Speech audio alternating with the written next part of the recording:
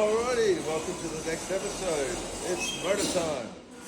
Today we are going to build the bottom end and just basically get all the clearances and all that sort of stuff done. First we'll strip and clean the motor and just get rid of a lot of the castings and iron filings that are going to sort of hold up the oil return. So I'll show a couple of videos of those next in regards to the, cleaning up the oil returns and the block. So the block itself has come back. It has been it's been decked and honed. It's been ported out for the 355 stroke. So that's all looking pretty good. In this video here, we've already cleaned all the oil feeding. So you'll see that in the next video how that was actually done. Moving on, we got nearly all of the kit laid out. Which won't really affect us today because on Monday we'll do the camshaft, but the scat crank all been cleaned, oiled, yellow Terra roller rockers, all of our pistons, which is set out in order, which is pretty damn cool. Gaskets all laid out, and yeah, that's not my camshaft, but that's all good. All right, so we'll crack on with putting the motor together. So. Last episode, we finished off the continuation of the brakes, which was great to get done. And yeah, this is probably one of the biggest episodes I've been waiting to do. So sorry about the wait between last episode, but I'm sure it'll be well worth it. Yeah, as you can tell, it's a bit warmer now. When we first started doing these videos, it was probably, middle of June, quite, winter. Now we're started December and it's starting to get up in the 30s again, which is great. Hopefully we can get this car out by the end of the year, fingers crossed, and I can actually take it out over summer holidays and yeah, show it off. So yeah, let's crack on with the episode.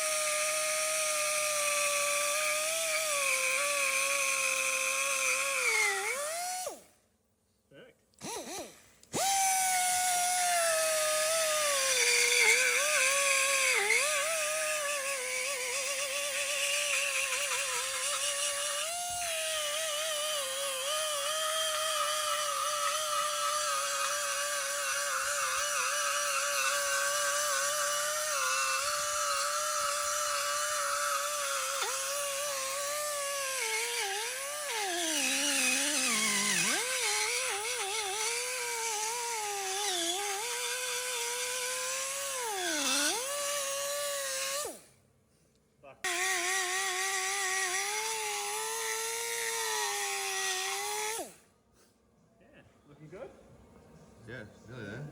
Right. So basically what Lloyd's doing here is removing the original cast that enclosed the opening to allow a better flow rate for the oil to return back into the sump at higher RPMs. It's just a little trick that he's learnt, and yeah, I'm pretty stoked to be able to be here and watch it happen.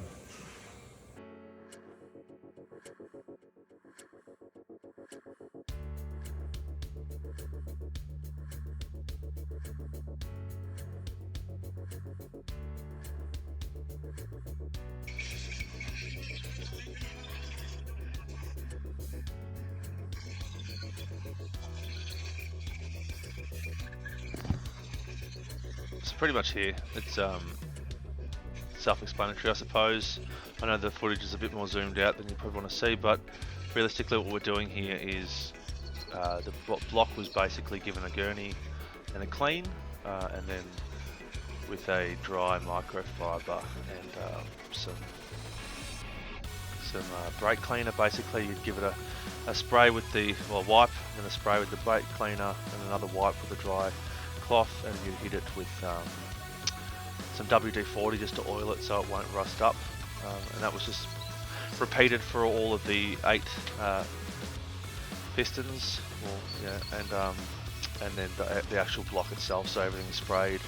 And then I went through here and just basically used the air compressor and just sprayed any of the bolt holes and any basically open cavities and stuff that might hold water, and just sort of sprayed it with gave it a hit with the air compressor. And then after we hit it with the air compressor, basically same process. Yeah, hit it, bit of brake cleaner, dry it, and then with a bit of WD-40, and it came up pretty good. I guess you get, once we'd done the process before of dremeling and machining all that leftover weld casting or leftover steel casting from when they made the block, you don't want to have any of those metal filings sitting inside anywhere in the engine, especially when you have pistons sliding up and down inside the sleeves. So it was good to sort of get that clean. It's a real must do process, and if you don't hit it with a lubricant like an oil or a WD-40 straight away after it really can start rusting up pretty quickly, which is ideally not what you want. So yeah, it's pretty simple. So that's the block and the crank. The scat crank's been cleaned. That's all done. It's all been resealed, ready for assembly pretty much, right, Lloyd? Let's do it. Let's do it. Crank in a hole. Put the clearance into it. So this is the real feel side of things. So I've torqued the middle cap already. If you just want to keep spinning it, give it a couple of whacks as you go. There's no right or wrong way to do it. Hit it from the front, hit it from the back, hit it however you like. Yeah, that's why I'm doing it.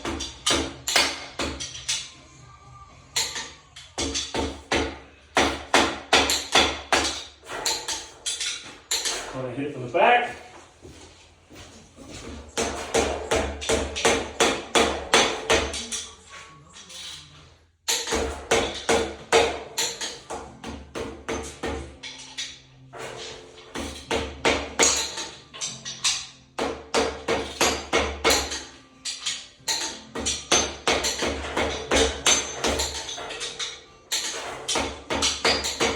Good when you got 2 people. When you're doing this on your own, it can get a little bit complex. I'll go from the front.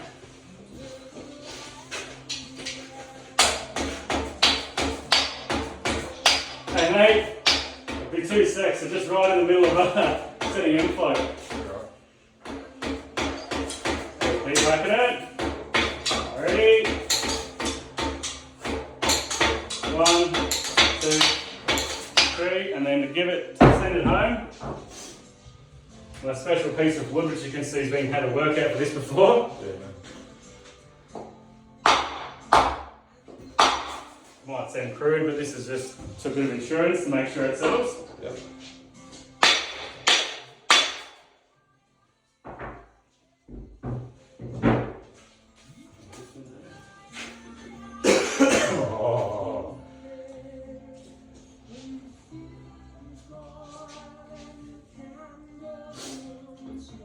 Nice. Light butter, feel that. Yeah, beautiful. Nice. So by feel, I reckon that's bang on. I reckon it's 5.5 there. Yeah. Yeah, I will measure that in a sec, so we'll see. We'll check. I'll just be 2 secs. I've just Stevens has bought some. Yeah, go. Yeah. Oh, it's there. So that's been pretty fun so far. So far we have basically done all the clearances for the bearing clearance, and so go over, we can look, there's between all 5 readings, we're within 0.0005 of a fucking milligram, I suppose it is, or micro or whatever it is. I don't want to sound really stupid, man, but we're within 0.5, which is really good. Tolerances are good there, so we're basically going through and balancing the motor right now. Obviously Lloyd's guiding me.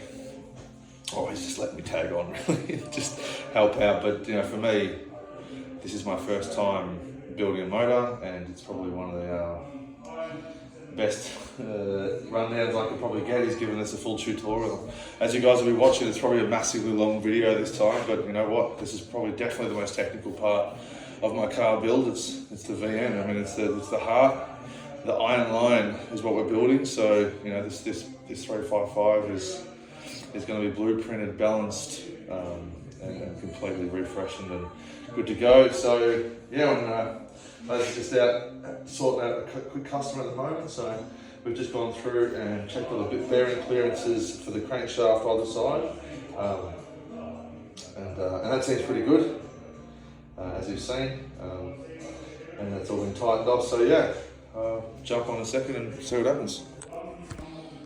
Rear main seal now.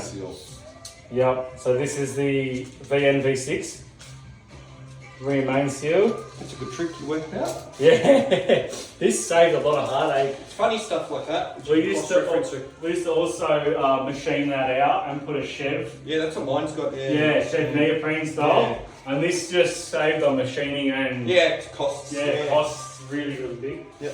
Look, rope seals, when they don't leak, they last a long time compared to like a one-piece seal, you know, where you're replacing every couple of years. Eventually it will tarnish. So rope seal, if done right, it'll go 60 years. That's right, yeah. But just getting it 100% is like, fuck. But it's just luck on the day sometimes. So with a rear main seal, another way to think about it is a dam. So what I've seen guys do before, see how the seal has a lip? Yep. So it's very easy to assume that it goes that way. But if you do that, the oil will actually go past. Yeah, sure. It's designed to work as a dam. Yeah. And hug the crank. So that end, the fatter edge, will always go to the inside to retain the oil. And when putting in, I don't know if it's been skimmed. I think it's already been cut. So, but we'll check. We'll just check the. You just obviously cut it flush to the top, right, with the razor. Yeah, it's got steel inside it. So the last couple I did, I just go down to the bench grinder and just give it. Just slowly knock it down. Just give it a little. But first of all, I put them in and see where it sits down. So this is like that's got some. It's like a slippery surface. Yeah. So the problem that can happen is you put it in the cap will cut into the rubber. Yeah. So just as simple as put that in there. So I do the other edge first, and you put this in here as like a bit of a shoehorn, really. So it doesn't damage or cut the seal. Simple, right? But effective, yeah? Yeah, it just helps. There we go. So looking at that, protrudes a little bit. We might just take a little bit off it. You want minimal. You want a little bit because protrusion just to squish it. Just to squish it, but when it's a lot, you don't quite want. You want to push that down with your fingers, just get it to the point, like just get it to where it feels even, and like you'll feel it sort of spread and push, and you know when before it starts to bowl it. Yeah, you know when you're right.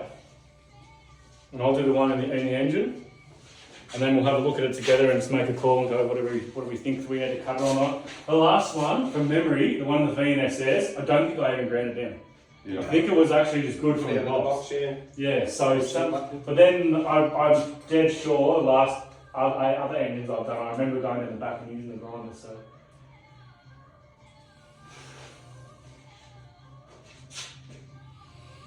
There's actually no movement in it, realistically, unless my fingers are fucking really weak. I reckon that's, like in the block, that's pretty good. I would call that. Yeah, sure. It's just a cap. I think it's just that side. Do you want to take a bit? Yeah, I think we might take a bit off it. So do you mark that with a razor? Where you want to cut it? Probably, I'll just sneak up on it. Just sneak up on it. I think I'll just give it a bit of a zing zing. Yeah, see that's like what I would call bang on. Because that's gonna, well, obviously once you put the top on and it closes up, it'll crush in. Yeah. So I'll just get that right. If you want the same thing, just push that in and with your fingers, just give it a really good centering. And then we'll lube it up. We'll add a little bit of goo, not too much, but just enough to be right. And then we'll do our final crankshaft assembly.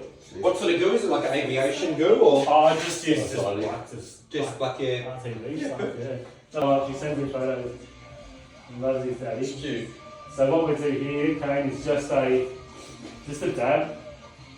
And look, this is another conspicuous thing, and everyone has their own ways. I start on the corner, and I drag it across to about there. People will feel that in the centre or whatever. I do a little bit, and I just put a thin film on either end of the cap. That's just to stop any oil to seeping through. That's literally all it's there for. And then I just spread it, you know, like this, with the theory that you want it to be a dam. It's like a cat in the L. Yeah. That's with the going on like a dam theory. It's just there to assist. It's not there to beat the seal. It's there to assist the seal. So you just want a little bit. You don't want to go and go crazy. Now while that's drying, we've already cleaned this previously, and it's only the greases on the previous bearings on there. Do you want to put the crank in for the final time? Absolutely. I'll let you do the honour, sir. It's so heavy. It's perfect. The stroker crank, last insertion. Now we'll just do one more double check. All of our bearings are down, all of our bearings are lubed. Our rear main seal's in. One moment, okay, there's one last part that I haven't done. I'm just going to get a little bit of oil. And because we don't want to fuck up our nice new sealant there, I'm just going to put a little bit of oil on that seal, and that is just so it doesn't burn it out. That's just a little bit.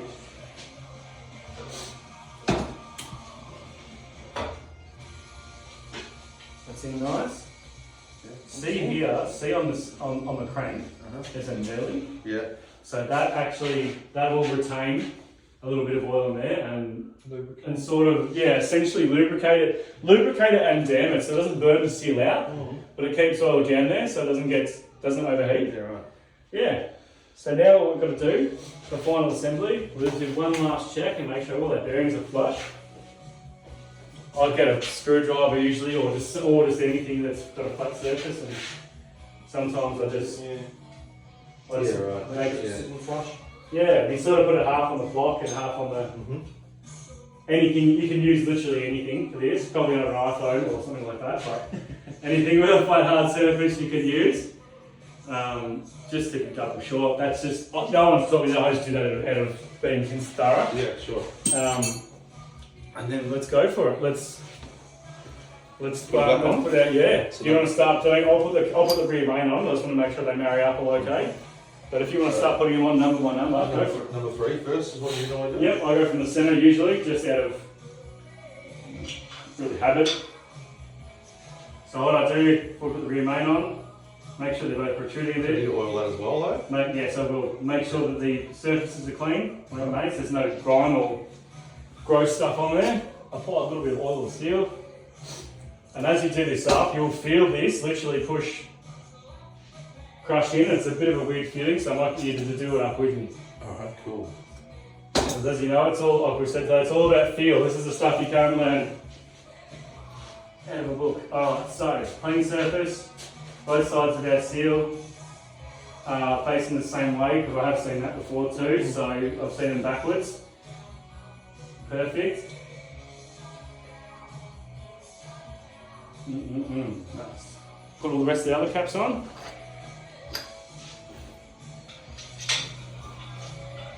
Fucking tight of me, guys, isn't it?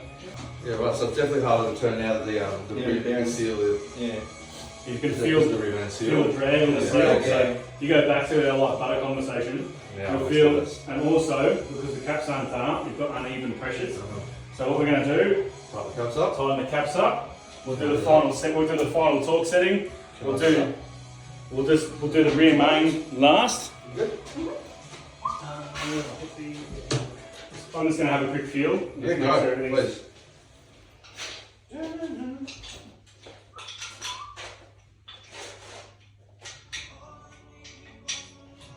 So I'm still going to do this from home, guys. But this is the last actual engine that I'm building in this engine room. So pretty almost monumental, dude. Yeah, this is the end of a massive era. So it's a bit sad, but anyway, at least you still get to continue doing it. That's true, and just with the right group of people there is what I'll only do customers. Select customers, I'll still continue to do. And the same thing, if there's anything done on maintenance or upgrade, I'm still here to do it for, but I'm going to be selective of who I do it for. Yeah. I've had a lot of people burn me, which is what led to the decline. Yeah. But that's okay. Alright, so. One single motion. One single motion. we're going to do this together. Let's. And you're going to talk it. Done. So now we've got the rear main in. It's a bit harder to turn, which you'll feel. I'm going to go get a crank bolt and put that in, and I'm going to turn it and whack it, just to make sure that we retain our end float. And then that's going to be the magic sealed in place then. Come on, that? No. Yeah, I might do, yeah, just in case.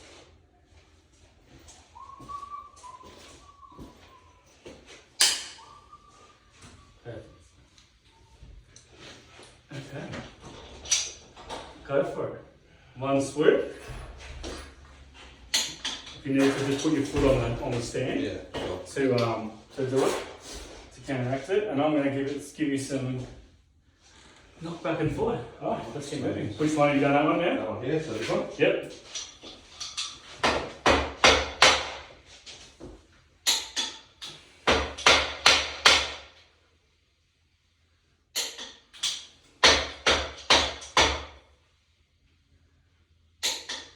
Go to the front. So where are you at? So 2, 4. I'll have to check these two, I think. I'm not sure if I'll go this one.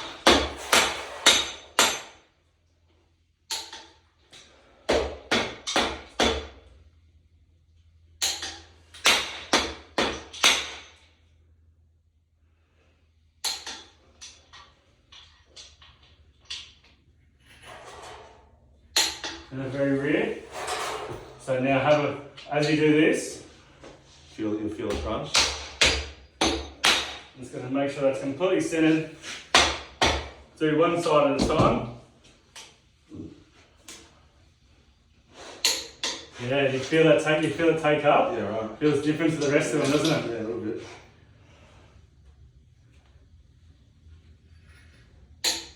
Yeah, definitely. Perfect. Awesome. Now feel that.